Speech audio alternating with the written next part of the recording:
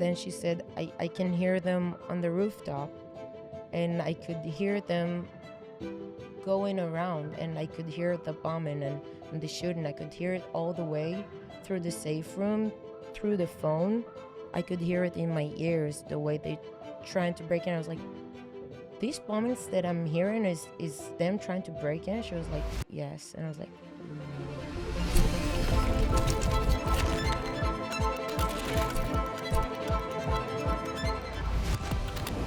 Welcome, everybody, to the Covenant and Conflict podcast. We are honored today to be joined by our friends Ido and Nicole from Israel. They have come all the way from the Holy Land to share their story with us. Viewer discretion advised.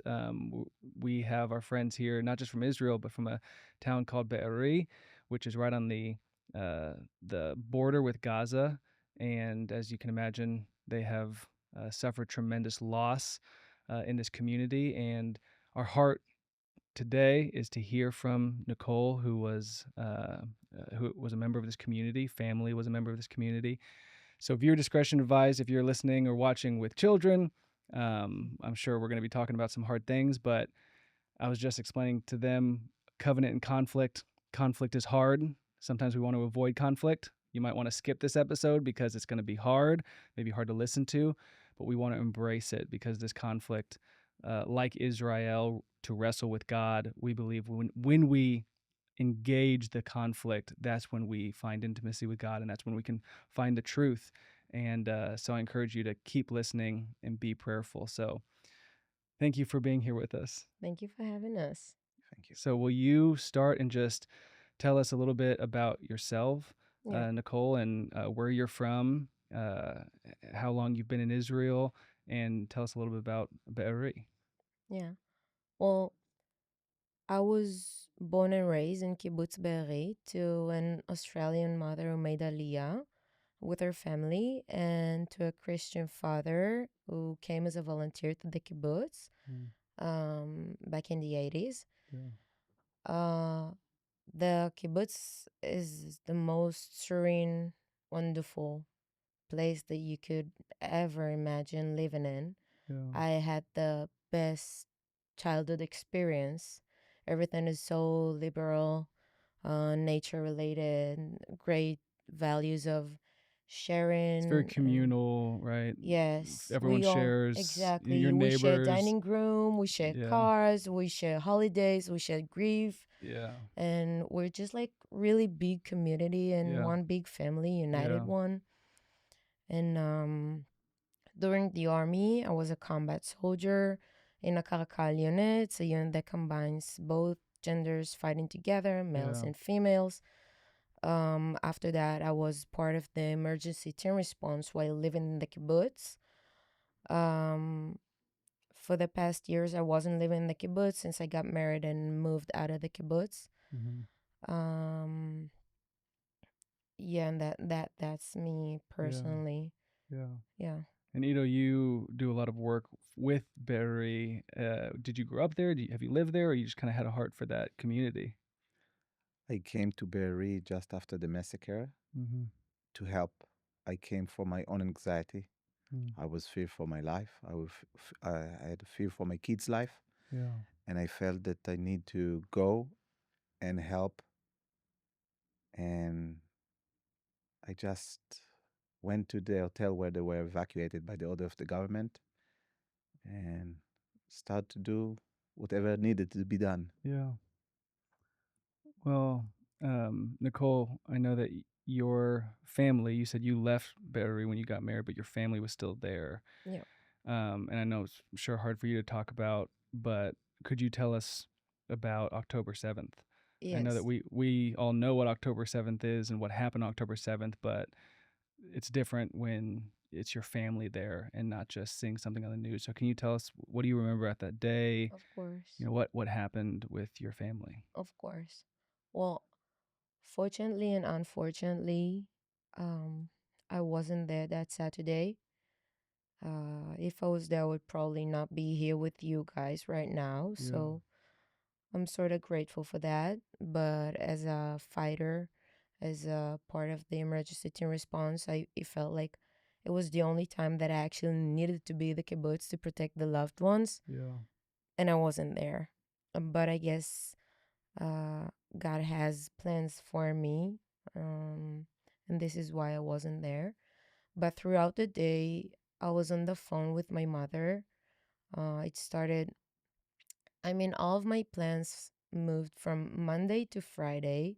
So it happened to be the first weekend for the past 2 years that I wasn't in the kibbutz. So you And I went back. You remember, went back every weekend, yeah, typically. exactly. It was my getaway. I Yeah. used to go there. I used to enjoy there, be with my family, be in my house, be in the environment that I know and love so Yeah. much, where I grew up. And I remember saying to myself around Friday, around 8 p.m., I cannot forget this feeling inside that I could not let it go, that I'm not there in the kibbutz. I didn't know why. And I was just saying to myself, Nicole, just let it go. 1 week you're not gonna be in the kibbutz. What's the worst gonna happen? Wow. And yeah, and this is what happened. But we woke up. I woke up at 6:30, like the rest of Israel, pretty much, Yeah. with the alarms and everything. And I texted my mom, and at first she said that everything is okay. We were used to waking up from alarms. When you say Since alarm, you mean the red alert Yes, alarms. exactly. That For missiles, usually mean missile or rockets. yeah, that you have to go into the safe room and Yeah. stay there for at least 10 minutes. So when you wake up, you probably think this is a somewhat Yeah, regular experience. Go to exactly. your bomb shelter. Exactly. When did you realize it was not like a typical red alert?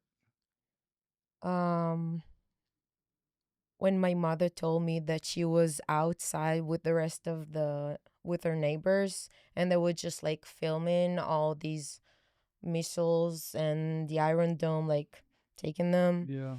And there was this neighbor from the neighborhood just next to them. It's like really close one. And he said them go inside the houses. There's like terrorists coming on the motorcycle, and so they all went inside the safe rooms. And we started getting all these messages in the kibbutz groups and application, and app. And I was talking to her on the phone, and I said to her, "Listen, whenever the missile's gonna just stop just a little bit, I'm gonna drive down to the kibbutz. I'm gonna pick you up, and I'm gonna get you out of there." And she said to me, while she was in the safe room, she was looking out from the window, and she saw a man in a black uniform with a black hat, and she described it to me, and I said, "It's okay, mom. It's probably the police by now, like taking control back in the kibbutz and do whatever they supposed to do." Nowadays, I understand it was a terrorist. There was no Yeah. police, no army over there by that time. Yeah. And she said she said that she can hear all these um, Arabic screaming, shooting around, all these missiles, all this bombing. And I said to her, "Listen, if you hear someone trying to break in the house, give me a call so you won't be by yourself." And as part of the emergency team response, we practiced it a couple of times, the infiltration of terrorists in the kibbutz, but we always practice it with, I don't know, 16 terrorists, 20 tops.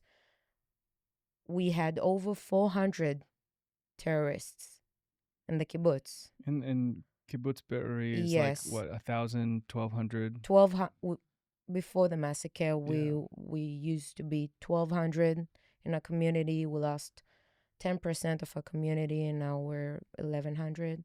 So like half of the community, there's a terrorist there. There's 400 terrorists. Yes, And exactly.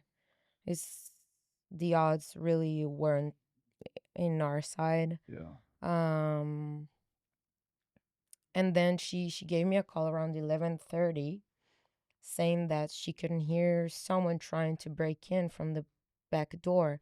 And I said, "Okay, it's lucky that you locked everything up and they're probably gonna try to enter the house, won't be able because you locked everything, so they'll just go to the next one, see if they can enter. Both of us were so sure that this is what's gonna happen, that they're gonna try to break in, won't succeed, and just move on to the next one. Unfortunately, they were really into breaking that house. Um, they shot through the windows, they shot through the doors, they had electrical saw with them. They just cut through the window, they tried to enter. And at some point, she said she was really terrified, but she was so brave. She was such a hero. She really tried not to let me know and hear how terrified she was. She tried to be really brave, but I know my mother. She was everything to me. She used to be my best friend, my roomie, my mother. Sometimes I was her mother. So it was a wonderful relationship with the two of us. So I knew every mimic of her. And then she said, I can hear them on the rooftop, and I could hear them going around, and I could hear the bombing and the shooting. I could hear it all the way through the safe room, through the phone. I could hear it in my ears, the way they trying to break in. I was like, these bombings that I'm hearing is them trying to break in? She was like, yes. And I was like, oh no. And so after she said that she could hear them like really going around the safe room, she said, listen, I don't I don't hear them trying to break in anymore. So either they left or they're already inside. And I said to her, they probably left. It's okay that for you to hear shooting, yelling, whatever it is. So as long as you don't hear them trying to break in, it's a good sign. And then in a minute, she became like really quiet, and she said in a whisper, um, well, at first she said this. This is the moment I think we both realize. It says, "My ray of sun, my beautiful daughter, I love you," and this is something that she never said to me before that way. So the minute she said that, we I think we both understood that it's not gonna end up the way we thought it would end up.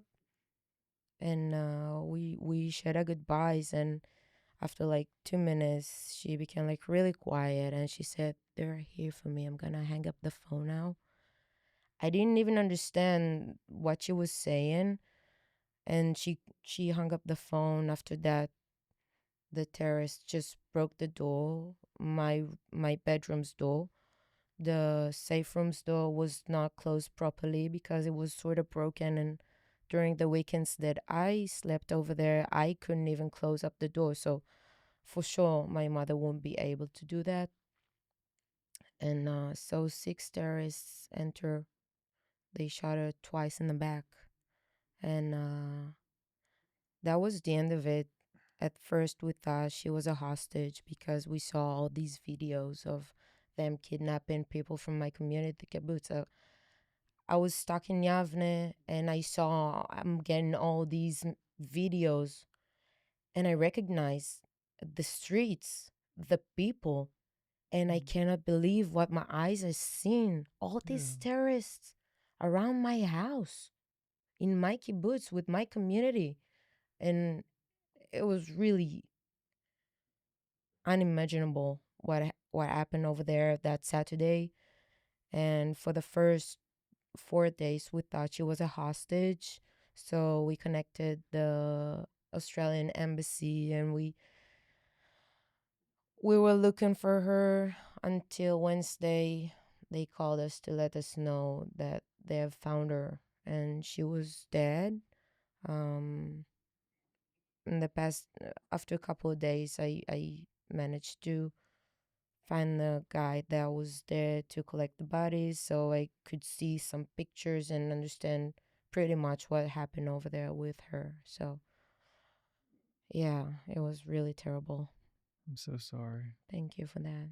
So sorry. Thank you. Man. Yeah. So about 25 people were taken hostage from Beri. Is that right? More?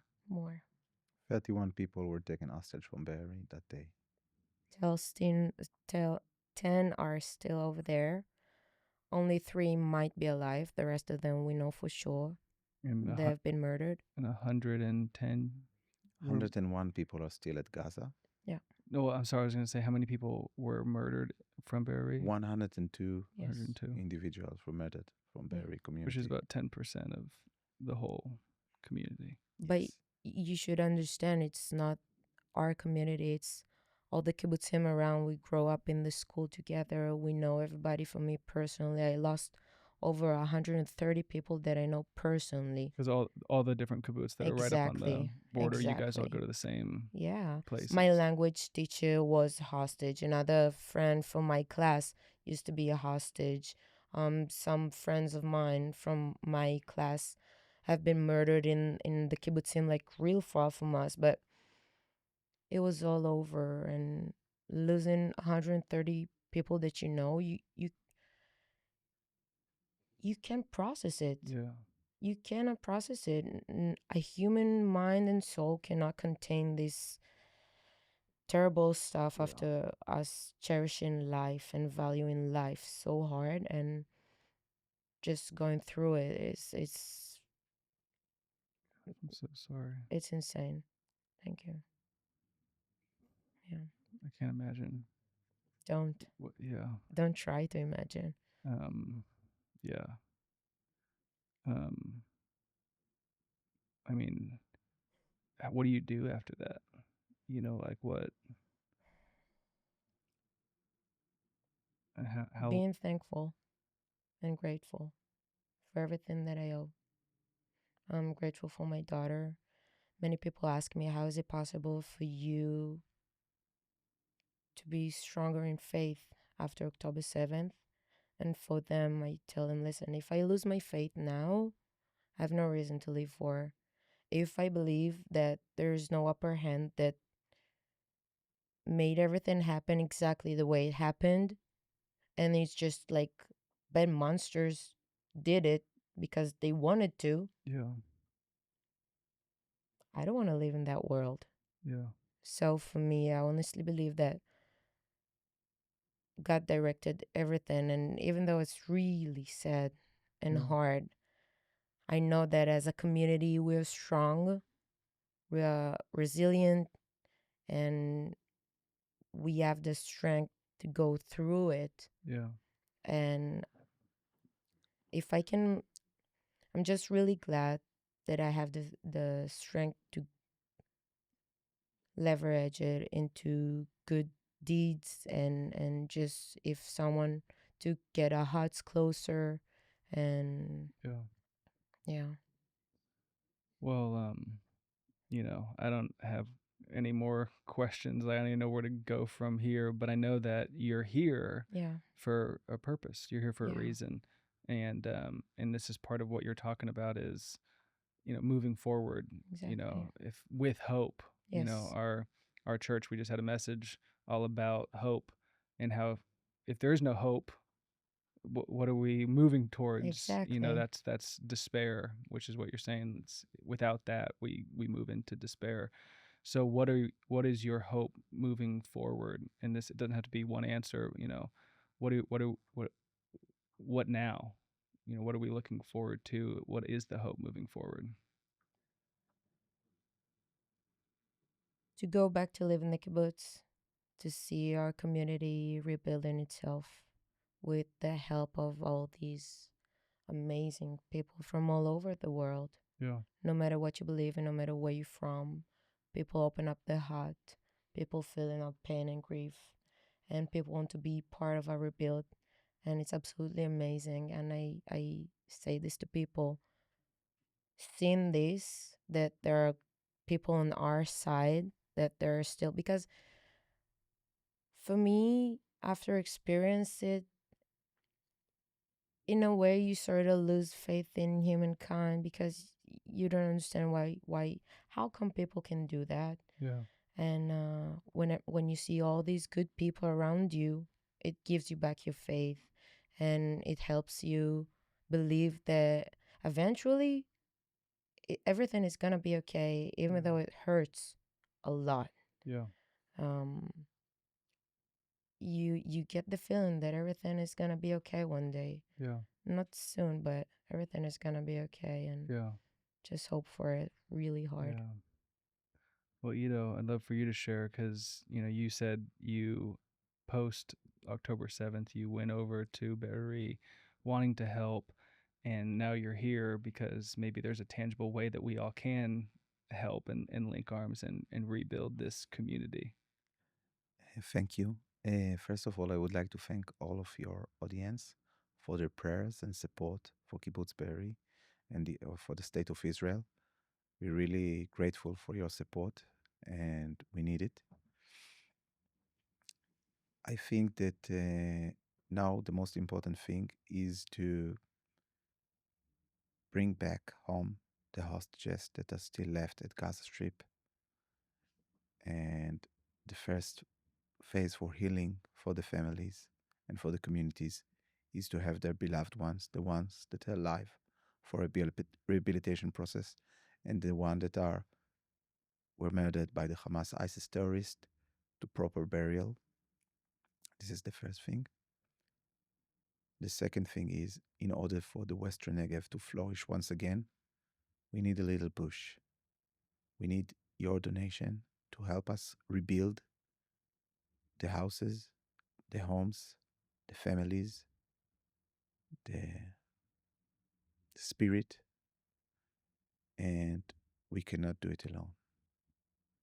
We are 0.2% of the population in the world, and we need your help. Yeah. We're going to put a link in the show notes and a QR code on the screen. So please, if you're feeling moved to give, we encourage you.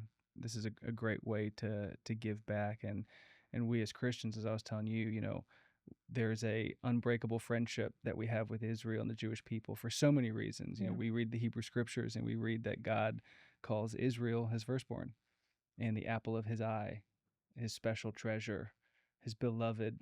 And if I serve the God of Israel, how can I not love what he loves? It's simple equation. I love you, God. Okay. Well, I love them. Okay. Then it's like my wife. If I love my wife and she loves, this person, well, then I can't hate that person. No. For sure. And say that I love her. You have a daughter. I can't say, Nicole, I love you. I don't want to have anything to do with your daughter. That's not going to work with you. No, for sure. And so we have Christians, and some Christians might be confused. Why is there a Center for Israel in a church? Why are you being so, vocal about Israel? What about the Palestinians? And, listen, we know that there's innocent Palestinians, Sure. a part of this, and our heart breaks for innocent Palestinians as well. And it's not that we're choosing, one group of people as higher value of life. Mm-hmm. We want peace, just like you want peace. Peace in the Middle East. And we see that, the Hamas terrorists, and, that is, we want judgment to come on them, the judgment of the Lord. Yeah. However, we love Israel and are so vocal about Israel because God's so vocal about Israel. You can't read the Hebrew scriptures and not get hit in the face with how much he loves his people. Exactly. And Christians, we follow Jesus. Jesus was Yeshua. His people were the people of Israel. Yeshua, redemption. Yeah, and deliverance. Yes. And so we encourage our listeners to pray. In Christian terms, salvation is so much of what we talk about, but that same word is deliverance. Yes. Deliverance meaning free from oppression, free from captivity, free from bondage. So we're not just praying this spiritual salvation that we can't see. We're talking about real physical deliverance as well as something spiritual. And so we encourage you to pray for the peace of Jerusalem, the only city that God commands that we pray for. I love Dallas. I hope you guys have too. Yeah. Amazing. But Actually, Dallas yeah, is it's amazing. an amazing place. but there's no scripture about pray for the peace of Dallas. Sadly, there's only one city we're called to pray for, and that's Jerusalem. Yeah. So as you guys have now been in the States, been around Christians, been around people that love Israel, people who don't love Israel. I know you saw pro-Palestinian protesters. So as you've been here, what would you say are the things that maybe we don't understand? We're not there, we're not in the midst of it, we're not in Israel. What would you want us to know that maybe we just don't understand? Well, my sentence about this kind of thing is that ignorance is more loud. So maybe you can hear them protesting, but if we're quiet, doesn't mean that we're not getting a job done. And all the good side of history, we choose to be on the good side of the history, and we hope that all of us choose to be on the good side of the history, because none of us in Israel wants war. If Israel put down their weapons today, all the Arab countries around us that surrounded us would kill us in 1 to 2 days. No more. If they put down their weapons today, we're going to have such a wonderful peace. We can coexist. We used to coexist before. Until the radicals started to take control of everything over there. And we just really want, even after what happened, my mother always taught me to believe in the good in people. No matter who they are, where they from. Some people, everyone deep down inside just want to raise the family, be happy, see them grow up, watch them get married and fall in love, and that's it. That's what we want. That's what we want. And if they can be great partners to us, but they really need to want it. Otherwise, it won't happen. And well, yeah, we can't force them into it. So we just need them to want it, so we can do it together. I was just thinking a verse that came to my mind as you were saying that, where Paul, who's another Jewish man that we love in the church, who says, "For the best of your ability, live peaceful and quiet lives, marked by godliness and dignity." And that's exactly what you're saying. Like, can't we just live peacefully, quiet lives? And that's our desire. Exactly. And I think that's much of Israel and the Jewish people's desire, is to live in peace, live quiet lives, live in our community, and that's what was taken from you. And exactly. And that's what I hear you guys trying to rebuild. And I know you were mentioning that rebuilding is how you win this war. It's not Absolutely. We are not winning the war if we are killing more Palestinians. We are not winning the war if we are conquering land. We are winning the war if we achieve stability, the end of violence, and we are rebuild our lives and our homes that were demolished by the Hamas ISIS terrorist attack, and now by the support of Hezbollah and Iran. And we need to stop those atrocities. Yeah, because now we've been experiencing it in Israel. But I don't want to say it, but it's all over. It's in the States. It's in Europe, and now it's against Jewish. But we just need to make sure that this violence never gonna happen again against anyone, because us as humankind, just be humble, be grateful, believe in whatever you feel like. Don't force yourself on anyone else.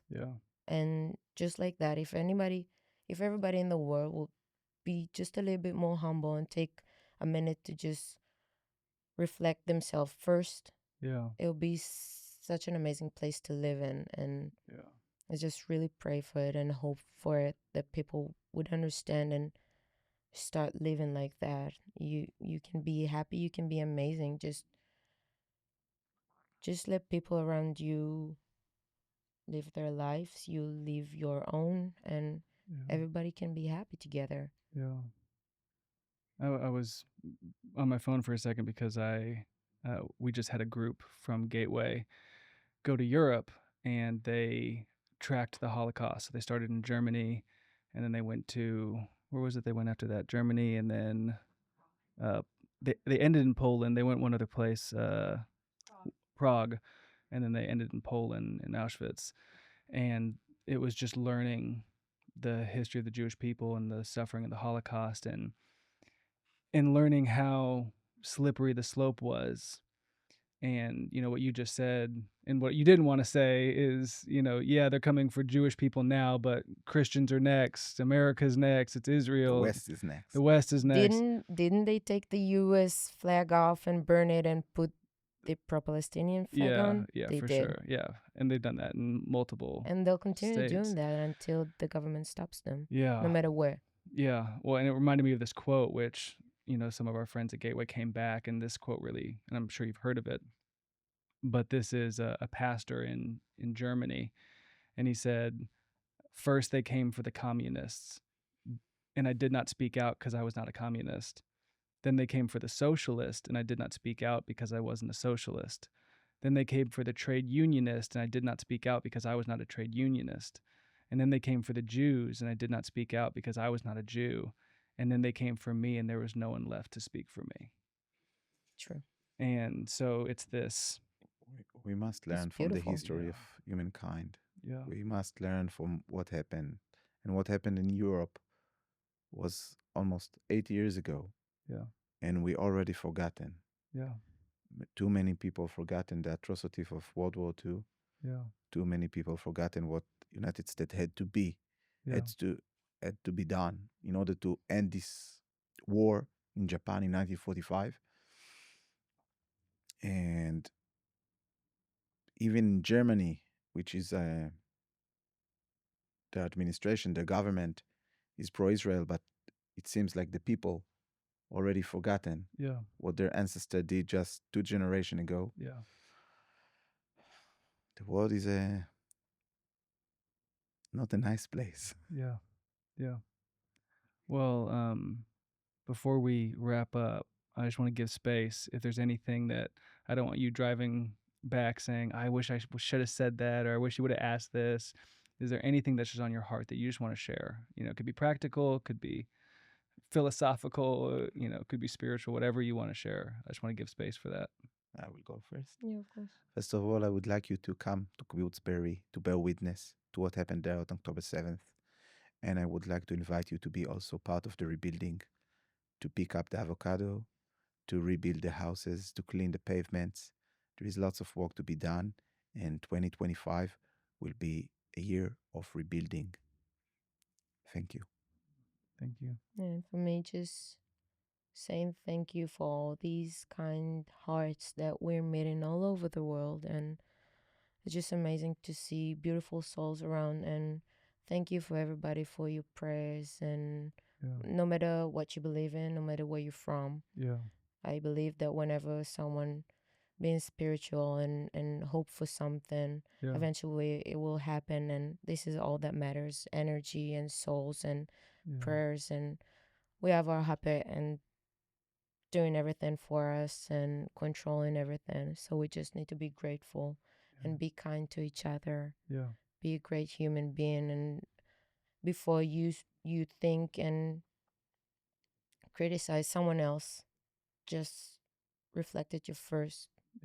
And just think, how can you be a better person to yourself, to your neighbor, to the one that you at the beginning didn't like so much. Prejudiced. No. Just be a good person. Just Well,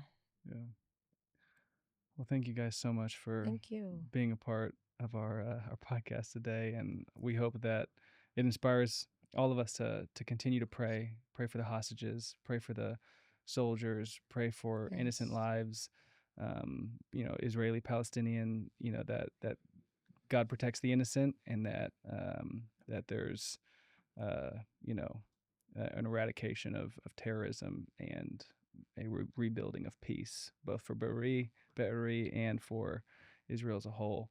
I just was continually reminded when my boss Nicholas Meister, who you guys might meet after this, made a video right after October 7th to our church. Something he said that has stuck with me, which I feel with you guys. When someone comes against Israel, it's like they're coming against our family. Yeah. Because we feel like we're a part, and that's the true Christian theology, is that we've been grafted into this family. It's like it's our family now. Yeah. We haven't replaced that family.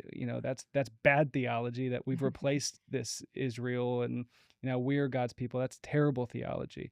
What it is that we've been brought into this, and now we are like these adopted kids, and Israel's like our older brother. Yeah. And so anyone coming against Israel and the Jewish people, it's like they're coming against our family.